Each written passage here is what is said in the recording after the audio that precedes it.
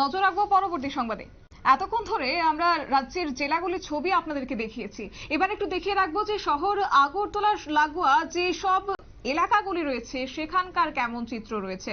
বলতে গেলে বলা যায় বৃষ্টি বিঘ্নিত আবহাওয়ায় সেখানকার পরিস্থিতিও এক প্রকার নাজেহাল। তারই মধ্যে এবার শহর আগরতলা লাগোয়া বলদাখাল ব্রিজ সংলগ্ন পাড়ার যে রাস্তাটি রয়েছে সেখানকার রাস্তা দেখলেও এক প্রকার অবাক হয়ে থাকবেন, এটা কি রাস্তা নাকি অন্য কিছু।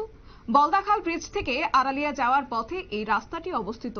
খয়েরপুর বিধানসভা কেন্দ্রের বিধায়ক রতন চক্রবর্তী বিধানসভা কেন্দ্র এটি বলে খবর। যদিও এই ক্ষেত্রে এই এলাকাতে ত্রিস্তর পঞ্চায়েতের পশ্চিম জেলা পরিষদের প্রার্থী হচ্ছেন কৃষ্ণজিৎ দাস প্রার্থী, এবং প্রার্থীরও কার্যত সেখানে দেখা নেই। এলাকা জুড়ে দীর্ঘ 1.5 থেকে 2 বছর ধরে এই অবস্থা, এবং এই রাস্তাটি এলাকার লোকেরা যাওয়া আসার সমস্যা মেটানোর জন্য উদ্যোগ গ্রহণ করা হচ্ছে না বলে তারা অভিযোগ তুলেছে। কি বলছেন তারা, শুনুন।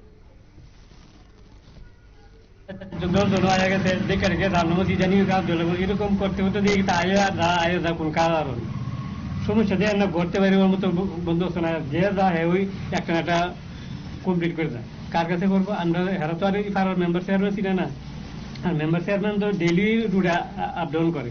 হেরা কি দেখতেছে কি কষ্ট করে আমার তো চলাফেরা করতেছে। কত অ্যাক্সিডেন্ট হয়েছে কোনাটার ভিতরে, কোনাটার ভিতরে কত অ্যাক্সিডেন্ট হইতেছে, কোনো কেউ কোনো প্রতিবাদী করে। এমনি আপনারা যে নেতারা আছে বা লোকাল যারা আছে তারা মেম্বার মেম্বাররা তো কইতে কইতে শহর গেছে আর কইলা আপনি, আর মেম্বাররা তো সবসময় আসা যাবি করে। তারা খালি কইতাছে ওইবো ওইতাছে আমরা ড্রেন লাগবো, রাস্তা তো বড় বড় লাগবো। ধ্যান না ঘরের সামনে এরকম জল করতে পারেন যান, তো মানে রাস্তাটা করে দেন। এমনি তো ধরতে গেলে শহরই, এটা শহর নাম বুঝেন না, শহর আমরা 2 কিলো আমরা।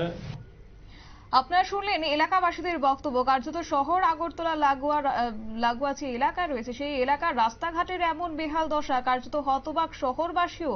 তারই মধ্যে এবার সংশ্লিষ্টদের পক্ষ থেকে অভিযোগ জানানো হয়েছে যে বারংবার সেখানে তাদের প্রশাসনকে বলা হয়েছে যে এই রাস্তা সংস্কার করে দেওয়ার জন্য এবং রাস্তা বড় করার জন্য তারা দাবি তুলেছে, কিন্তু সেই দাবিকে কার্যত উপেক্ষা করছে দপ্তর, এমনই অভিযোগ কার্যত তুলে ধরা হয়েছে। সংবাদ আপাতত এই পর্যন্তই। পরবর্তী আপডেটের জন্য চোখ রাখুন শুধুমাত্র নিউজ ভ্যানগার্ডের পর্দায়। নমস্কার।